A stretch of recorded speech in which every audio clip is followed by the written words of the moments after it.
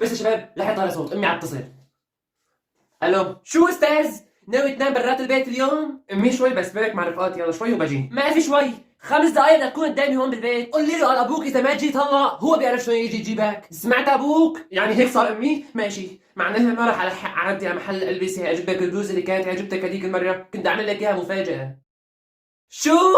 شبك امي؟ لا لا لا لا لا، ايمت صار هيك؟ ايش صار؟ ما فهمت. البقاء لله ابني، هذا الفياق ما تتركه طاول. ايوه يا عيني عليكي. ايه خليك مع الفياق، خليك لا تتركه طاول، ما راح اجي ساعتين ها. ولك شبك؟ ايش في؟ ولك امي مجرد ما قلت لها بدي اعدي اجيب لك البوزه معي، قالت لي خليك ولا تجي بساعتين. ممتاز.